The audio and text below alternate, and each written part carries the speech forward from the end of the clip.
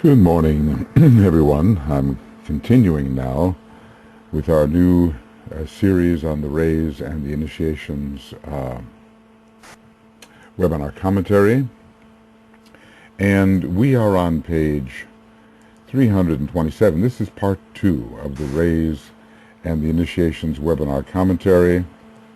And let's see, yes, up to almost at 328.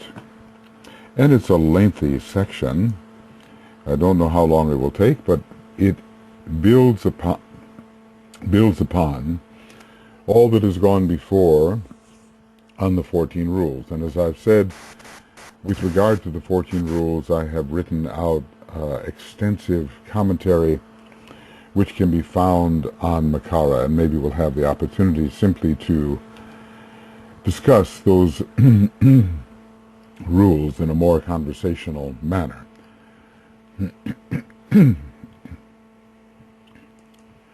So the teaching we'll go on to from where we left off.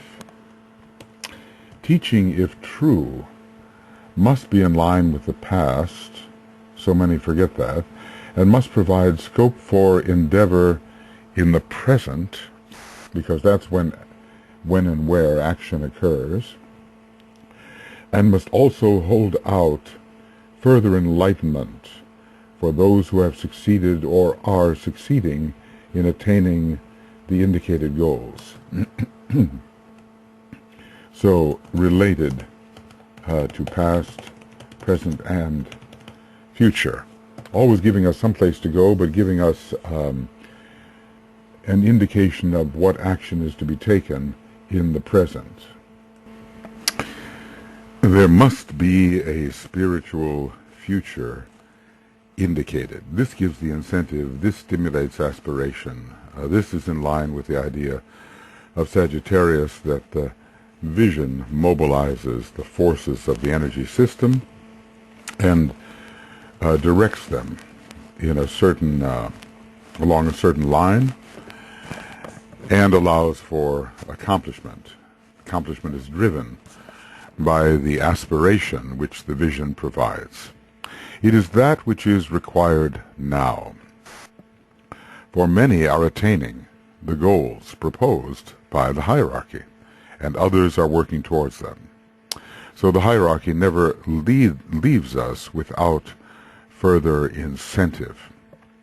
The taking of initiation is now often to be seen, and far more frequent, I think I'll get this together, than at any other time in history of the race.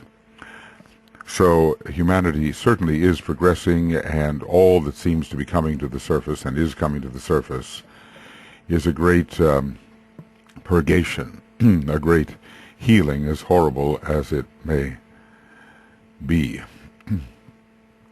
For those who have thus succeeded, the next step forward and the new spiritual enticement, note that word because it speaks to the mobilization of our forces and the directing of desire as aspiration towards a particularly appealing goal.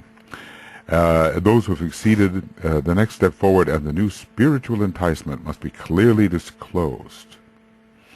This is what he's going to do in this book, leading us on. Probably this is, in a way, an important bridging book towards the new release, the new installment of his teaching to be given after 2025. Evolution is not a static thing.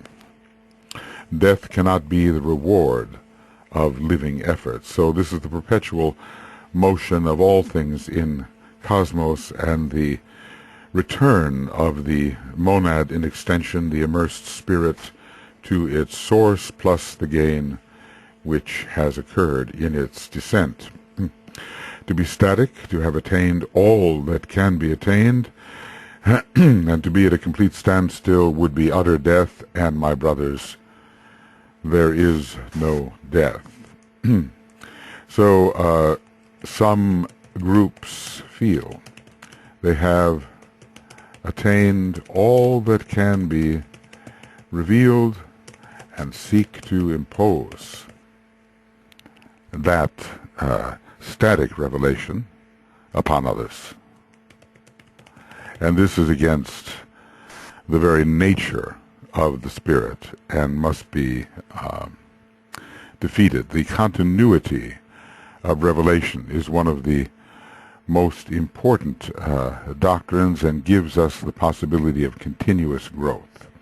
There is no death. There is only progress from glory to glory, from great illuminations and demonstrations of achieved attainment, achieved energy, on to the next and greater. There is only progress from glory to glory, a moving forward from point to point on the divine way, certainly within a universe, and from revelation to revelation towards these points and revelations which are perhaps part of the goal of God himself. And by God, I suppose we mean the greater including logos, the greater inclusive logos.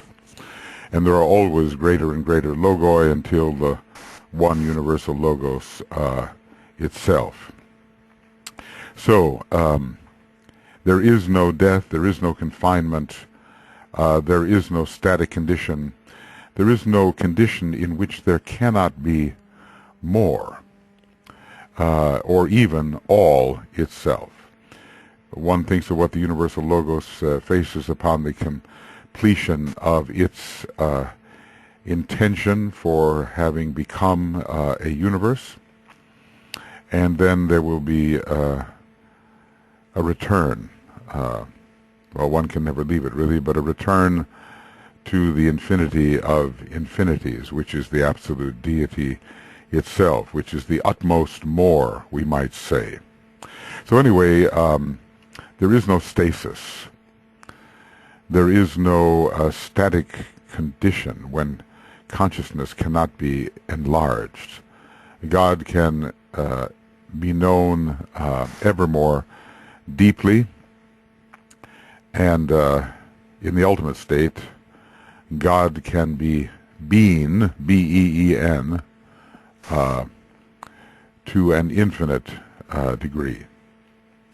But that leads us, off into philosophy, and basic idea here is that all is moving towards ever greater revelation, and I love that, the idea moving from glory to glory. I want to make that bigger.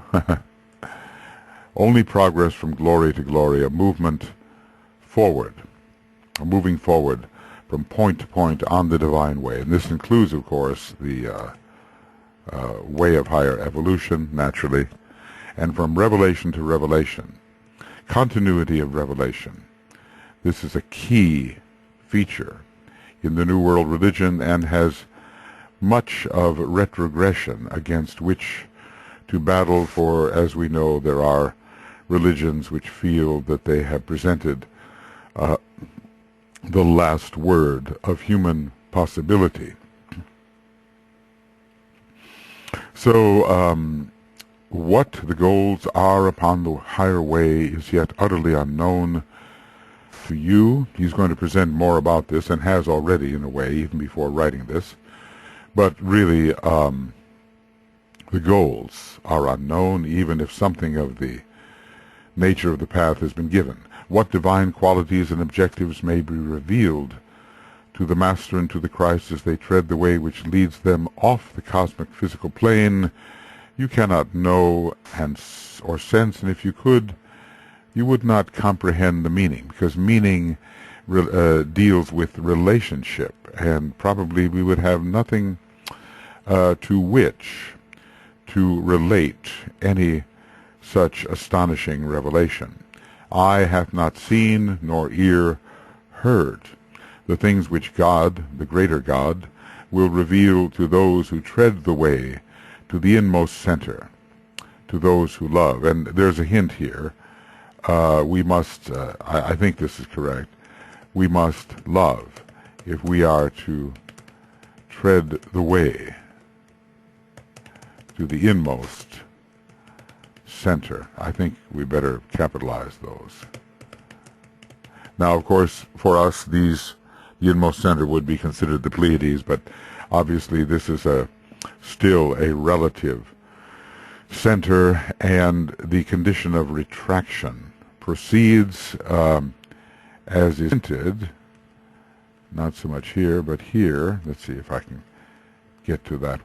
Yes, it's hinted in this particular diagram, which is called Parabrahm, and you can see the retractions of all the sevens into a one, and each one is but one of seven, which is retracted into a one, and on and on and on. So we do not know, have no idea, eye hath not seen and ear hath not heard, what is the uppermost point into which retraction can occur. But we suspect here that treading the way to the inmost center requires a great love, because love is the energy of coalescence. It is bringing back together that which has been fragmented by the condition of consciousness arising in the emanative process, the limitations of consciousness arising in the emanative process, and love restores the higher realization and reamalgamates those points which have been apparently divided from each other through the emanative process. This ancient writing can be paraphrased as follows: it is impossible to realize the wonder of the future which the planetary logos, and we're even dealing here with a relatively minor deity, though for us an amazingly great deity.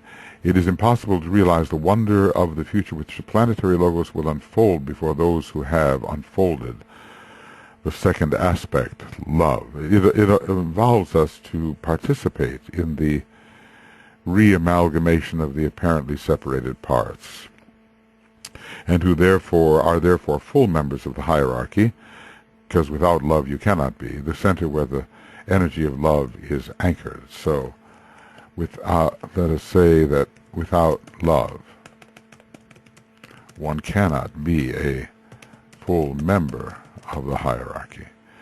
So for those of us who are deeply addicted to knowledge, love is the next great step, and makes it possible for us to join the society of organized and illumined minds, the Church Triumphant, the great spiritual hierarchy of our planet, which is, of course, great to us, yet a minor hierarchy when compared to the hierarchies on other planets, the sacred and the synthesizing planets. And obviously this hierarchicalization continues on and on. It is impossible to realize the wonder of the future, which, through the initiatory process, the planetary logos, even up to the seventh initiation, where he is the initiator, will unfold before those who have unfolded the second divine aspect of love. And, with the unfolding of the egoic lotus, the unfolding of that process of love is occurring, and who are therefore full members of the hierarchy. It's so interesting, you talk about standing on the periphery of the ashram and possibly becoming a member of the hierarchy, and we see that with the fullest expression of love, and only then, is it possible to really become such a full member of the hierarchy. This is a piece of sage advice. The love aspect must be developed. Okay. It is interesting to realize that the unfoldment of the love nature is that which opens the door. Well, he's saying, which leads to the way of higher evolution, and nothing else will open it. Let us remark, let us notice this. Nothing else will open it. It is interesting to realize that the unfoldment of the love nature is that which opens the door, which leads to the way of the higher evolution, and nothing else will open it. Certainly, the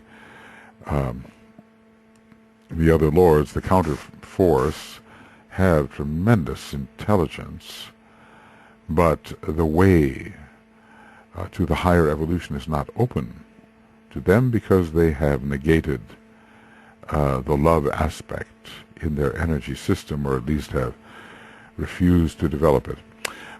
This way leads the master off the cosmic physical plane onto the cosmic astral plane, or to a level of cosmic awareness whereon is generated that cosmic impulse we call love. And that is on the cosmic astral plane that occurs. So the generation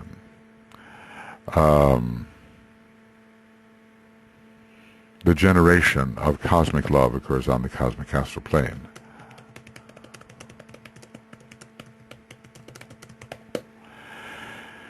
So whatever we call love now is a merest reflection of that which occurs on this high level, and in the astral body, I suspect, of our planetary logos. That's probably how we experience it first. Later, opening up to the cosmic astral body of the solar logos, and on and on. So maybe this, really has to make an impression upon us. The leaving of the cosmic astral plane behind for the cosmic physical plane behind for the cosmic astral plane does continue on this way of higher evolution, as we have seen. The cosmic mental plane is involved, and even given the path that our logos is on, our solar logos, the cosmic buddhic plane. Those are just words to us. We can barely fathom what buddhi means, but we do get the sense of a huge opportunity which looms before all advancing emanated lives as they reamalgamate with their emanative source and thus rise towards higher and higher dimensions from which originally they descended anyway.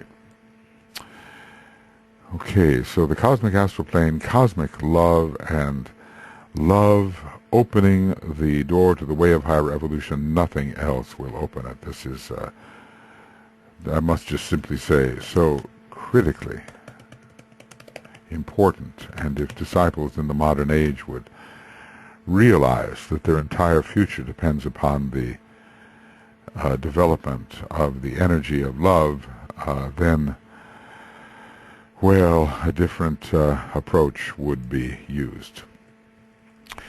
It will be obvious to you that this treatise is not written to instruct members of the hierarchy, though I have seen in some of the rules, at least an indication that the rule applies to members of the hierarchy, at least to those highly evolved, but probably true instruction in relation to that rule for members of the hierarchy would be different.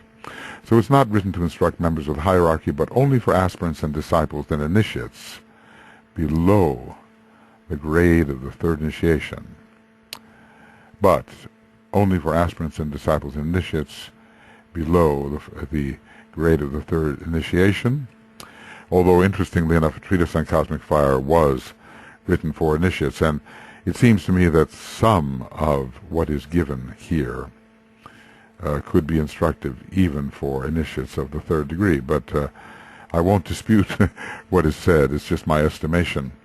Much that I will say will be somewhat blind or veiled in symbol. And much that I could say, if words existed of an adequate nature, will not be said. So we have the scope of the presentation is limited and defined as such, even though presenting ideas far in advance of our present understanding. Those that have eyes to see and ears to hear will read between the lines correctly, interpret my symbols, hints, and references. So let's just say initiates may benefit by correctly reading, spiritual reading.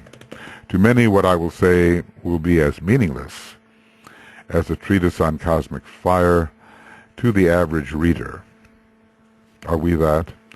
Well, certainly if we put that book before the average intelligent person of the world, it would be difficult for such an individual to fathom what was being said. It's difficult for us. To many, what I will say will be as meaningless as the treatise on cosmic fire to the average reader, and as the entire theme of initiation is to the ignorant and undeveloped man.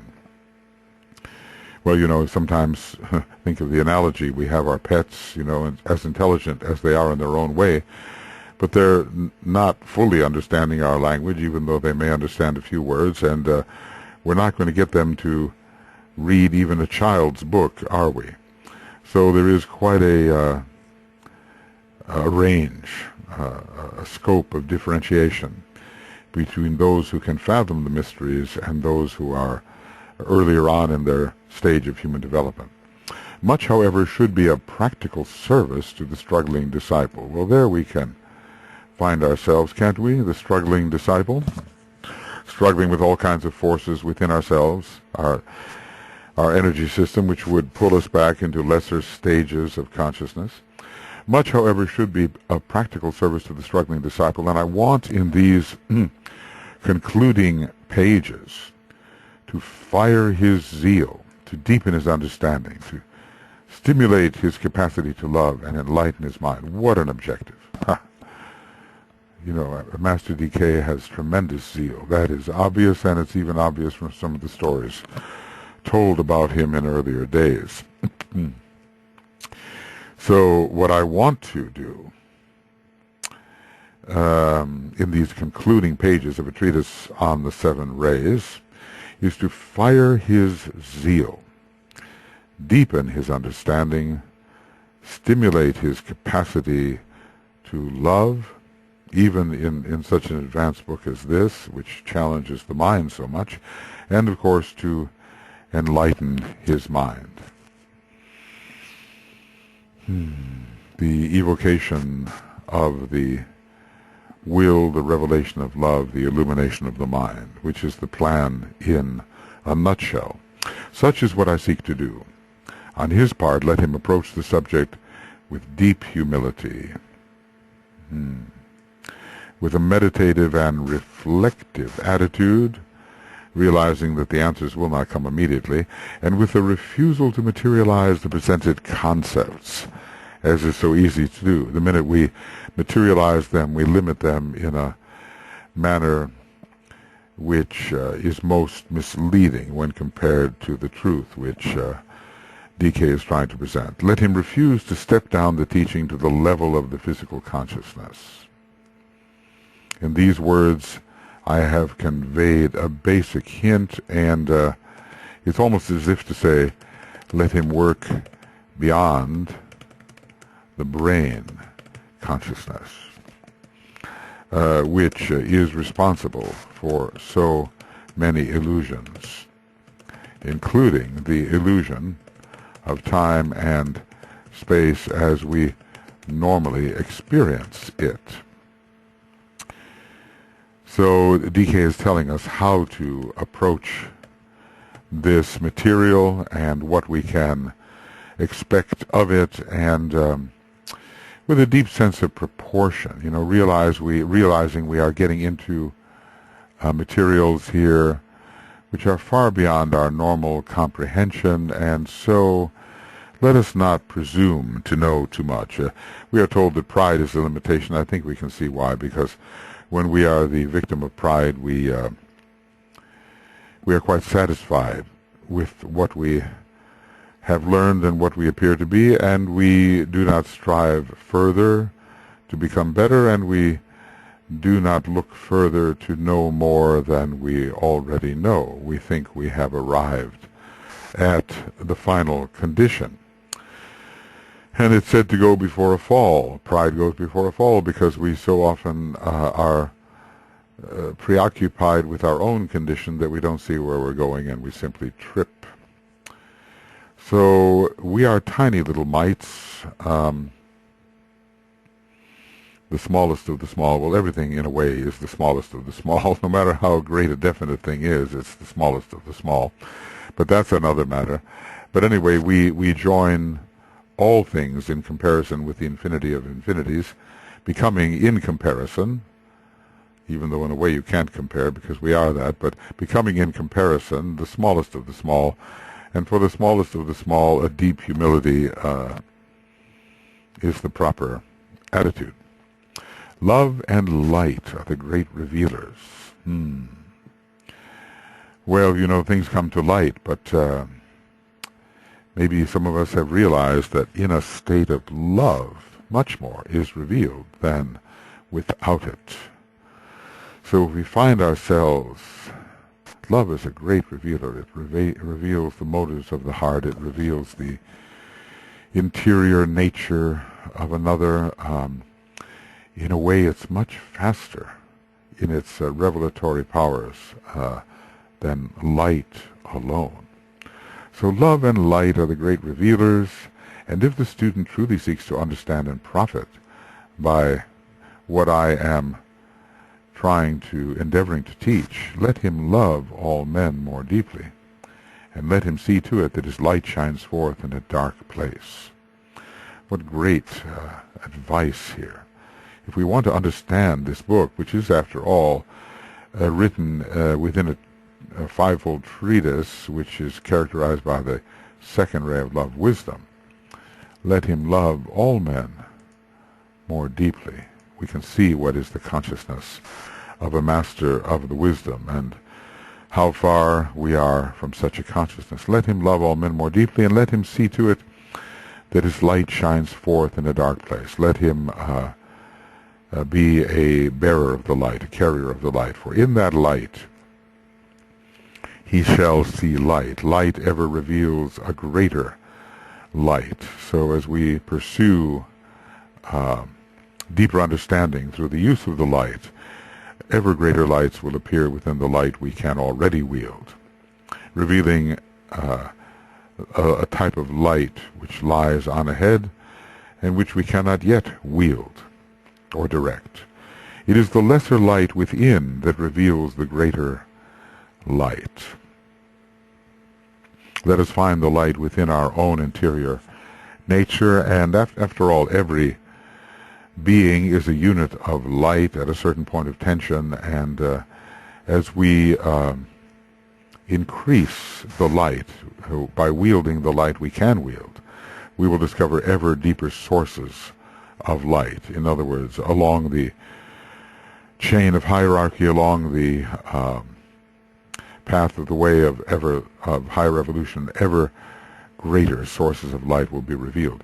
When the light of the soul combines with the light of the lower man, then that fused and blended light will enable the aspirant to see the door which opens upon the way of higher evolution. And that light of the soul, we have to remember at this point, this light of the soul is the light of the spiritual triad, because the spiritual triad is a truer soul than the encapsulated soul on the higher mental plane.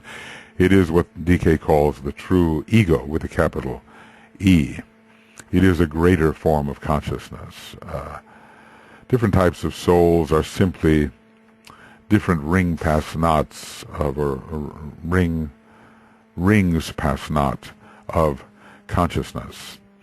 So the ring pass knot of consciousness on the higher mental plane, though greatly expanded over what the personality itself can realize, is quite limited. So if we really want to know, let us love and let us use the light. Let him love all men more deeply. All men, not just those who appeal to us or have some attraction for us, people we like, not just people we like. That would be the glamour of sentiment, wouldn't it? We would be influenced in our understanding by our likes and dislikes, and that would be a bias, and that would put us in a condition where we would fail to realize the true nature of the one we sought to understood. We would be biased. All right, let's go on here.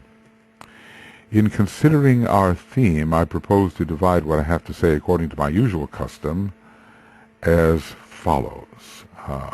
This is DK is a highly organized mind. He's a member of the Society of Organized and Illumined Minds, and so he lays out with great clarity what he's going to deal with: the aspirant and the mysteries of initiation, the entering of the two doors.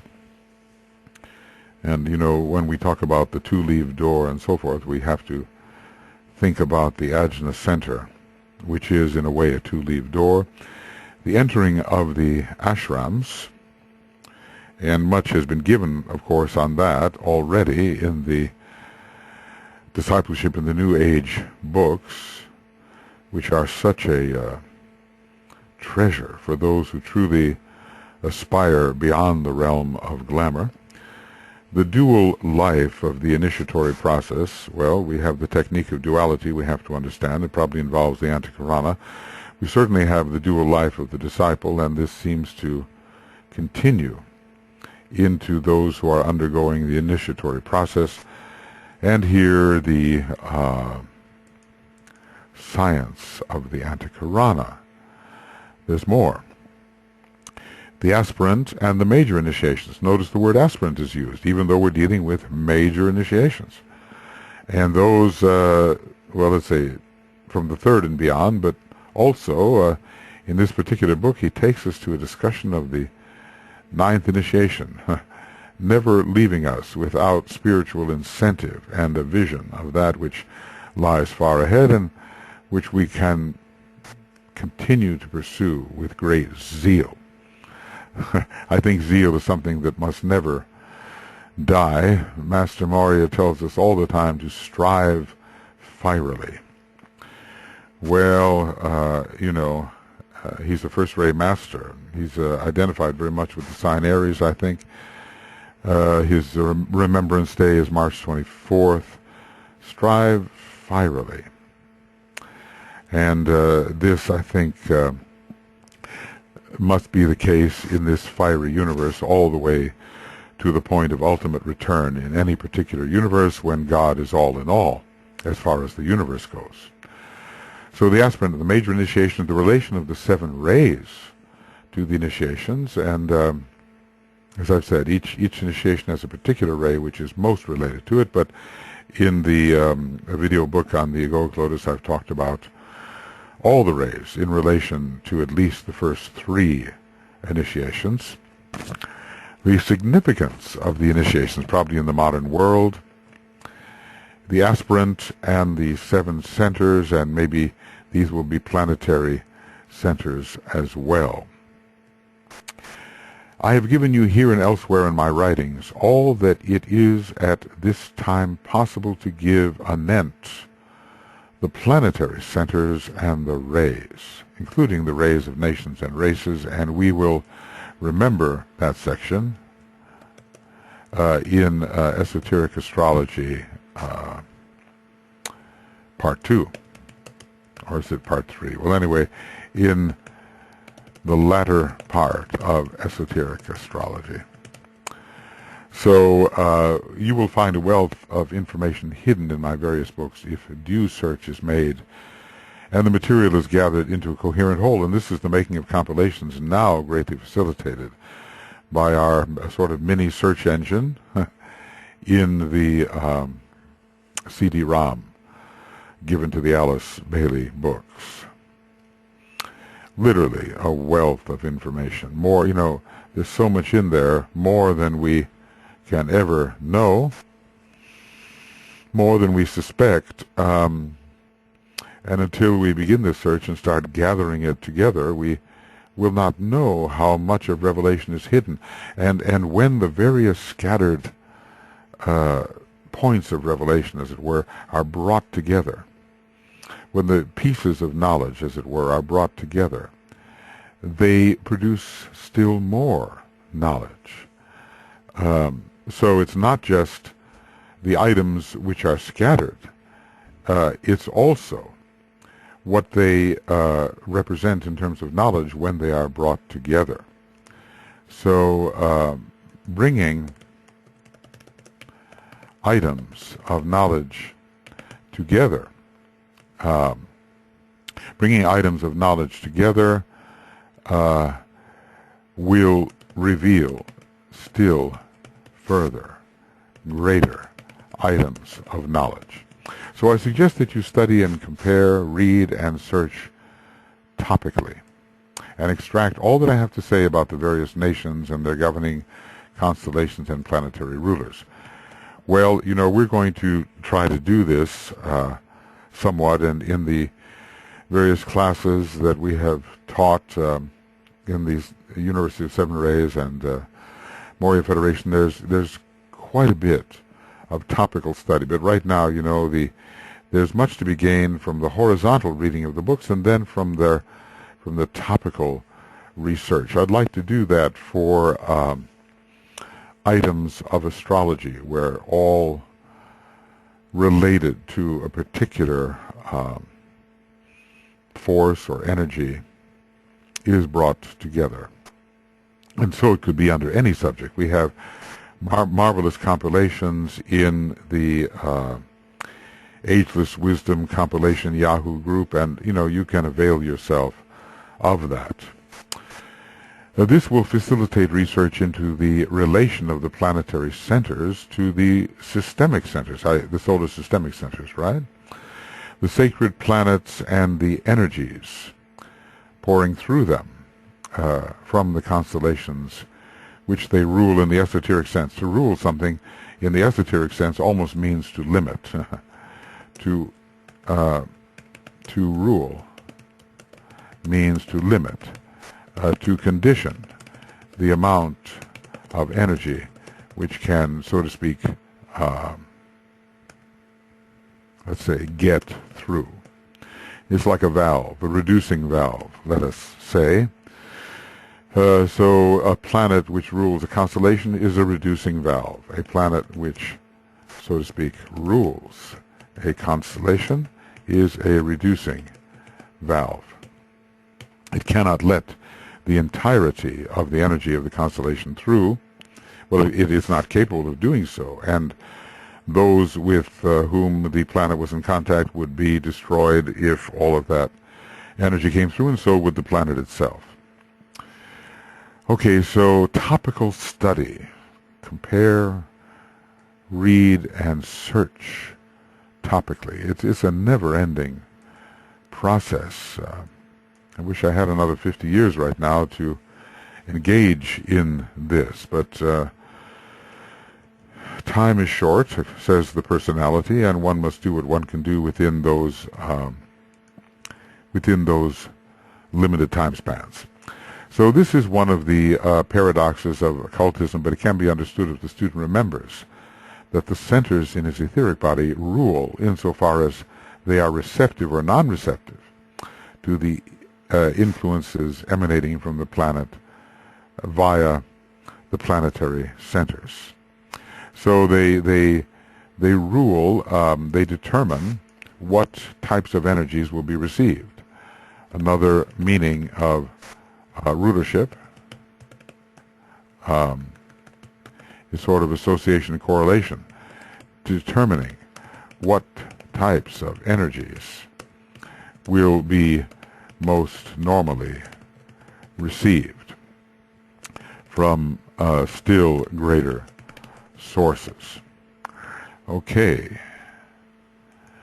Now, determining, right. It would not be advisable for me to give out the relations of the planetary centers to the centers in the human being. Well, in a way he's already done that sufficiently for those who can understand. This may have been done sufficiently for those who can grasp the correlation. I'm not saying I am one, but I think certain hints have appeared, and it is possible to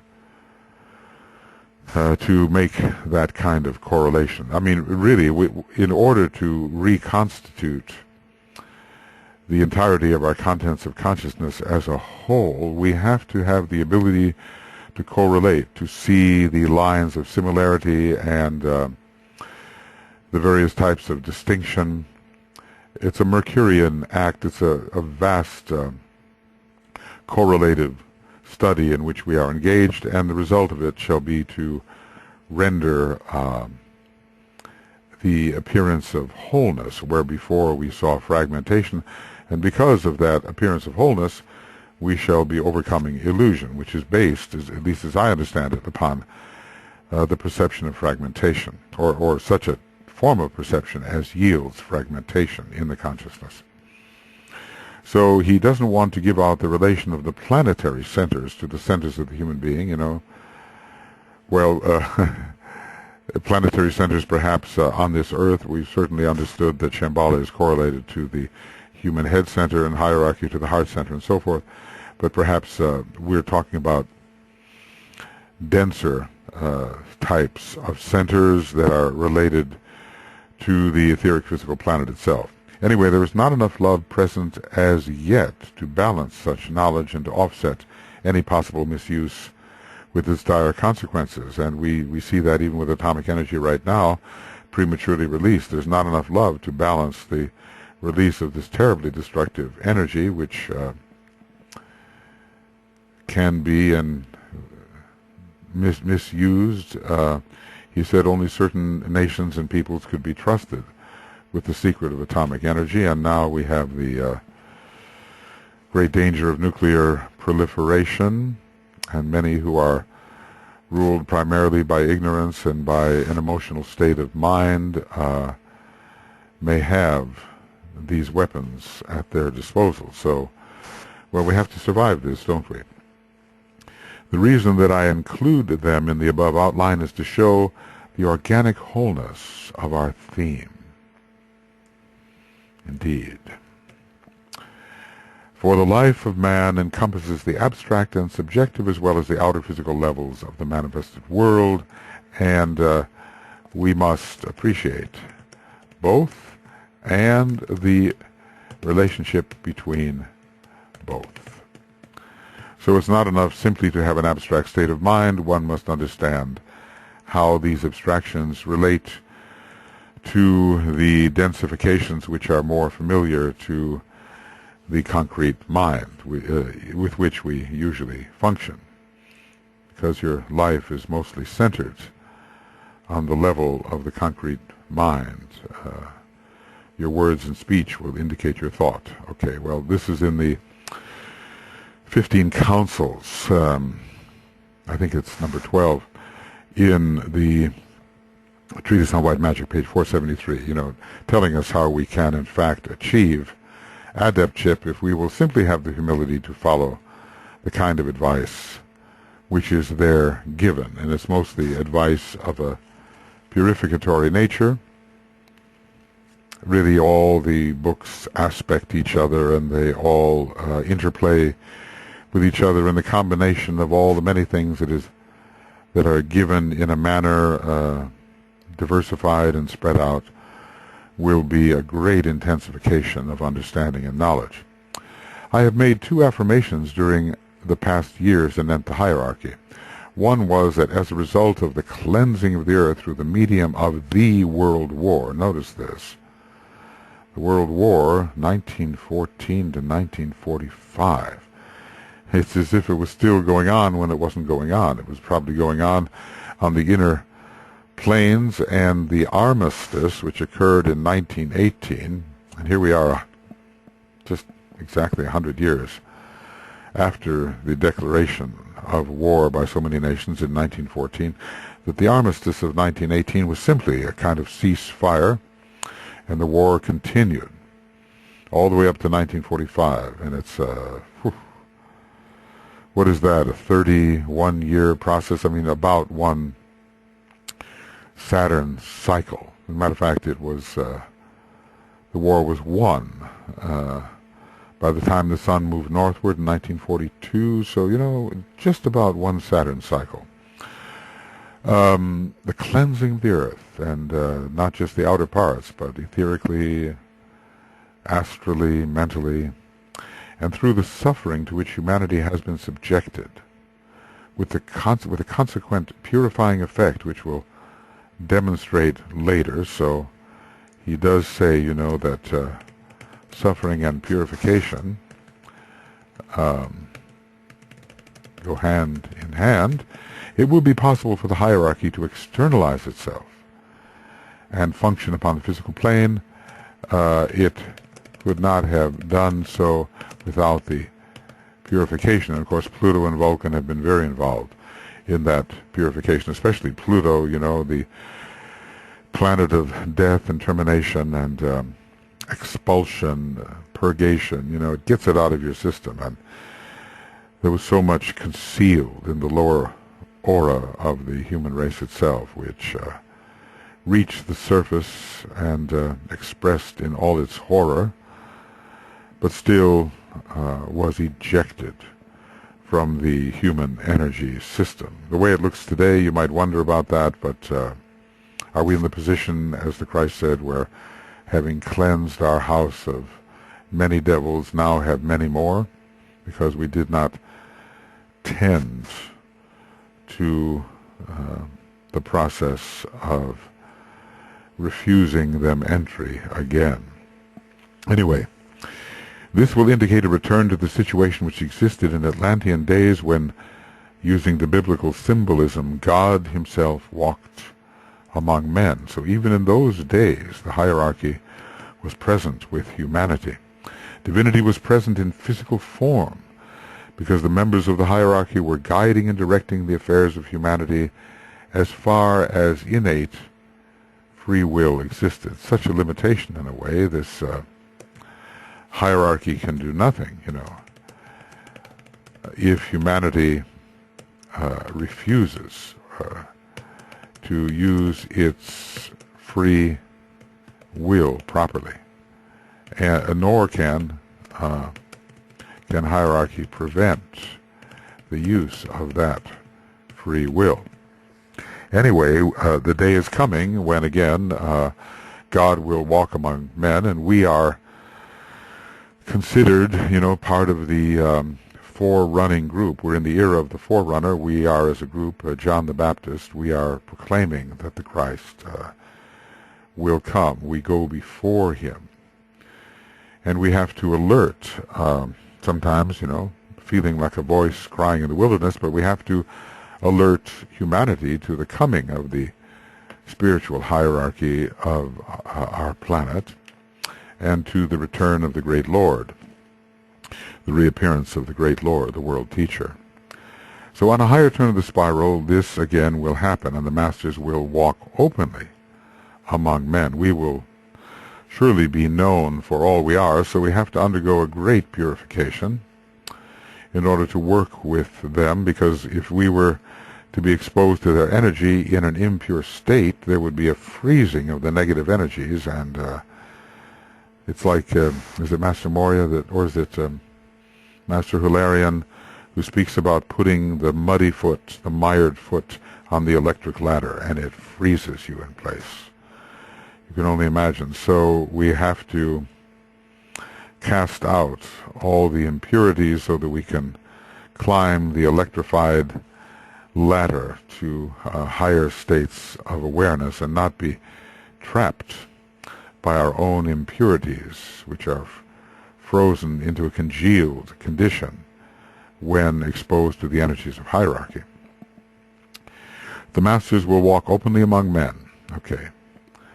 That's number one. And secondly, the hierarchy will restore the ancient mysteries. So number one, the masters walk openly among men. And number two, the hierarchy will then restore the ancient mysteries, of which our present Masonry is the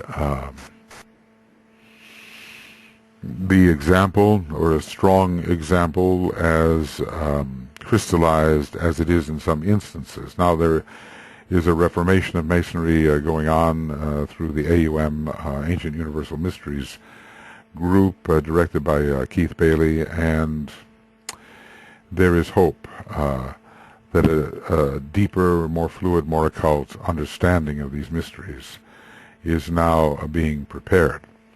Secondly, the hierarchy can then restore the ancient mysteries, the ancient landmarks, which must never be changed because they are true under all circumstances. They are foundational, they are purposeful. so earnestly preserved in the Masonic tradition and which have been securely embalmed. Well, it sounds a bit mummified, but we have to raise it to life in the Masonic ritual awaiting the day of resurrection. So we certainly know that Masonry will be resurrected. Right now there are movements in that direction. The resurrection has not come. It can't until the hierarchy is openly working with humanity and clearer instruction can be given. All right. Just trying to see where we go here. These ancient mysteries were originally given to humanity by the hierarchy and were in their turn received by the hierarchy from the Great White Lodge on Sirius, a far greater lodge, sometimes called even the Blue Lodge, maybe the Blue Lodge is part of that Great White Lodge, a far greater lodge on high. They contain the clue to the evolutionary process, hidden in numbers, in words. They veil the secret of man's origin and destiny, picturing for him in rite and ritual the long, long path which he must tread. It is of such great importance that these new attempts to resurrect the mysteries through Masonry and through other means achieve a kind of perpetuity and continuity which will lead into the true restoration under the supervision of the masters. They provide also, when rightly interpreted and correctly presented, the teaching which humanity needs in order to progress from darkness to light, from the unreal to the real, and from death to immortality. Well, that's the mysteries as a whole. There's more in the mysteries, as DK says, than is found in Masonry, but Masonry has a great deal. So they, and let us put here the mysteries, provide also, when rightly interpreted and correctly presented, the teaching which humanity needs in order to progress from darkness to light, from the unreal to the real, from death to immortality. It's sort of looking at the first three initiations. The unreal to the real has a lot to do with overcoming glamour, and death to immortality suggests the third initiation and beyond. Any true Mason, I guess one with understanding, right, who understands, even if only to a slight degree, the implications of that in which he participates, will recognize this most ancient of Oriental prayers, giving the key to the 3 degrees of the Blue Lodge. And by that we mean, although other degrees can be included, we mean the Entered Apprentice EA, Fellowcraft FC, and the Master Mason MM. And DK refers to them and also gives them their names, but does not elaborate on the specifics of the rituals. I mention here the Masonic purpose because it is closely related to the restoration of the mysteries and has held the clue down the ages to that long-awaited restoration, to the platform upon which the restored teaching can be based, and Masonry will provide that platform, augmented by books like Initiation Human and Solar, and the structure which can express in powerful ritual and in organized, detailed rites the history of man's moving forward on the path of return. It's amazing. So the structure which can express in powerful ritual and in organized, detailed rites the history of man's moving forward upon the path of return. It's difficult to make a move to restore the mysteries. Even through Masonry, man's mind is so concrete at its present level. And so it will materialize and it will misunderstand. And so there is much teaching which must be presented in order to make the mind more fluid so that it will no longer concretize everything, materialize everything into a form which only vaguely resembles the inner truth. So whoever is involved in the restoration of the mysteries and the bringing of the inner truth to humanity has a great struggle on his hands, because as we look at the consciousness of humanity presently, we can see how many millions and even billions are nowhere near the possibility of these types of realizations. And yet, with the externalization of the hierarchy and the coming of the Christ, over the next 2,000 years, much will be accomplished, much of a nature we cannot fathom. We have only to look at what has occurred during the Piscean era, the last 2,000 years or so. Maybe that can give us a springboard to imagine what might occur during the 3 Aquarian decanates of Saturn, Mercury, and Venus, leading us into that period of brotherly love at last under Venus, after much difficulty at first under Saturn and much illumination under Mercury in the 2nd decade. So we have a ways to go, but we are already pointing towards our possibilities in such organizations as Masonry, when truly understood, really can direct man upon the proper path. Well, I'm going to say that this is the end of the Raise and Initiation Webinar Commentaries Program 2, and we went from pages, physical plane, that won't do. Let's just call it 321 to whatever, to 330. Have we? No, 327. That's it. 327 to page 331. And beginning of Raised and Initiation Webinar Commentary Program 3. And we're beginning with page 331. I think at this point it would be wise to close with the great invocation. Here we are.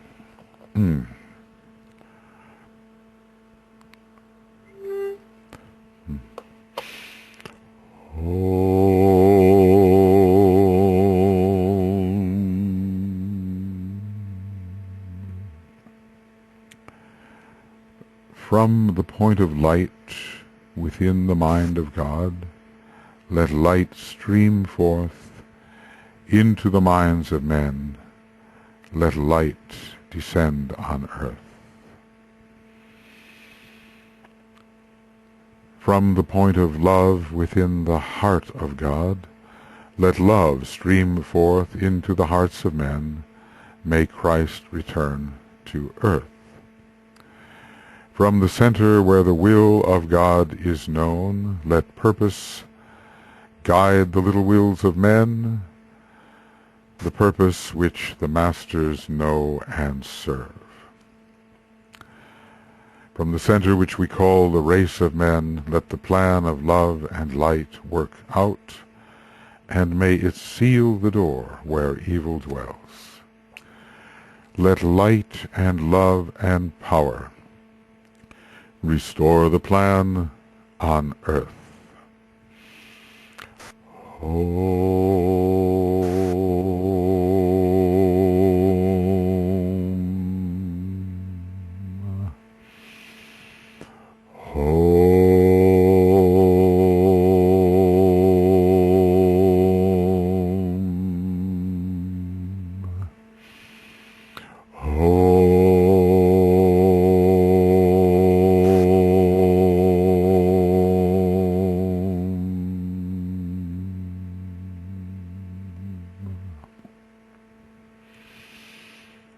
Okay, friends, we